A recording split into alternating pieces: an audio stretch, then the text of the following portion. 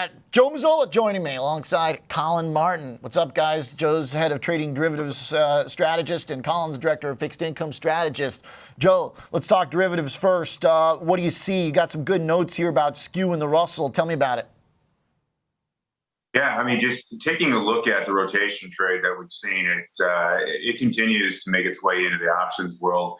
You know, even on pullback days like we saw yesterday, where the Russell was down 2%, just a lot of upside buying of those Russell calls. It's pushed this skew, and I know that you and Kevin were talking about that a little bit earlier in the S&P. But if you look at the Russell, it's pushed the skew to levels that we haven't seen in well over 3 years.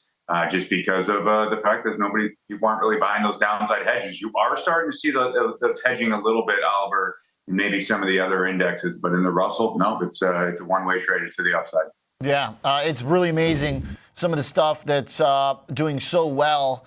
Regional banks, housing, so much stuff that seems so directly tied to the economy. It's the irony that our big tech trade is breaking, but everything else waxes very hopeful on the economy. So do we need to see a big light inflation print tomorrow, Collin? Are we going to get a nice icy one? I think it'll be nice. I mean, expectations are for it to come relatively low. We already got the inputs from CPI and PPI. So I think we have a pretty good idea that it should come in on the low side. I think expectations for core PCE are for 0.2%. We'll be looking at the year-over-year number because it's already below the Fed's expectations for the end of this year. The Fed revised up its year-end projection to 2.8%. I say revised up. Obviously, that's a median of all officials, but it moved up at the last meeting. Yet the year-over-year number keeps declining. So if it does pick up down the road, it could be due to base effects. But we're expecting it to come down, Oliver. Everything we're seeing, whether it's with the overall economy, even with today's relatively strong GDP report, suggests things are slowing down, specifically with the labor market. We're not seeing it crashing, but we are seeing signs of cracking and it coming more into balance. So as long as we continue to get more insights like that and info like that, we think that disinflationary trend should continue. Okay. So we're pretty hopeful then that we really are on the downslope for inflation. Have the data been good enough in that direction, Collin, that a miss tomorrow wouldn't be the end of the world if it's bad? I don't think it would.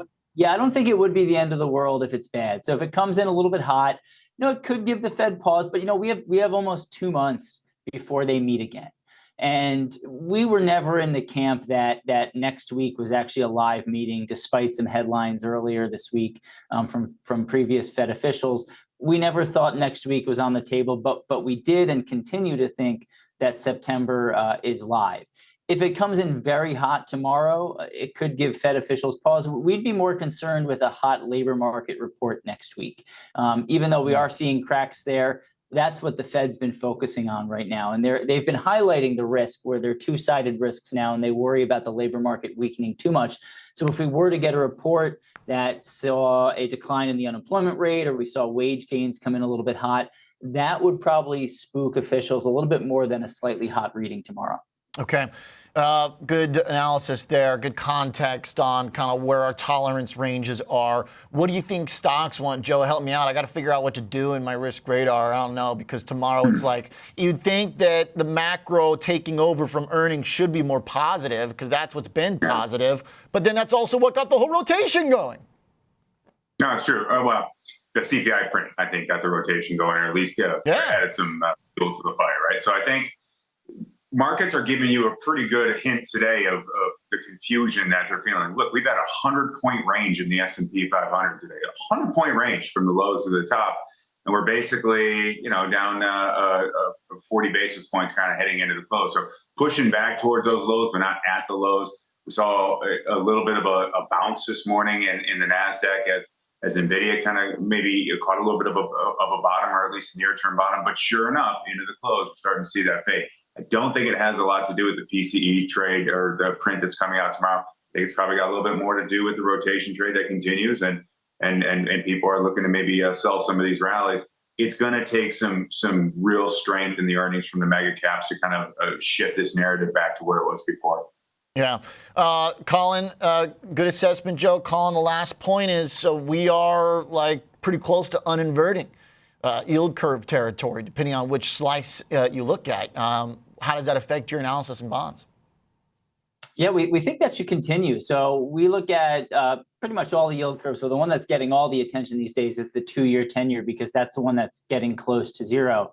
I think it's around negative 18 basis points or so right now, but it got as high or low, depending on which angle you're coming at it from, about 11 basis points earlier today. We think that trend should continue. If we look at the way the yield curve is steepening, we think it's mostly based on expectations for Fed policy and therefore expectations about growth and inflation over the next few months. Because we hear a lot about the potential Trump trade, what do politics have to do with this? And if there were concerns about tariffs or deficits and what that means for inflation, we'd likely see long-term yields a lot higher. We're really not seeing that. If we go back to the day after that debate, long-term yields are down, short-term yields are down even more. So what we're seeing is a bull steepening, mainly as a result of Fed expectations, and we think that should continue as we get closer to that first rate cut. Okay. All of this, there's a way to spin it as very, very positive and hopeful for the economy, Joe. Ironically, money coming out of big tech in some ways seems like folks saying we feel better about trying other things, you know? Could be. I think the other way to look at it, though, Oliver, is that if we do have some weakness, if there's some type of catalyst, you got 10 stocks that make up 50% of the Nasdaq. Just keep an eye on that, because that'll be a good tell.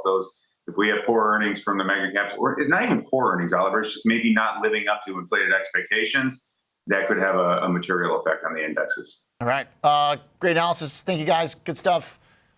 Nice way to finish the session here. 2 minutes left. Joe Mazzola, Collin Martin. Nice work.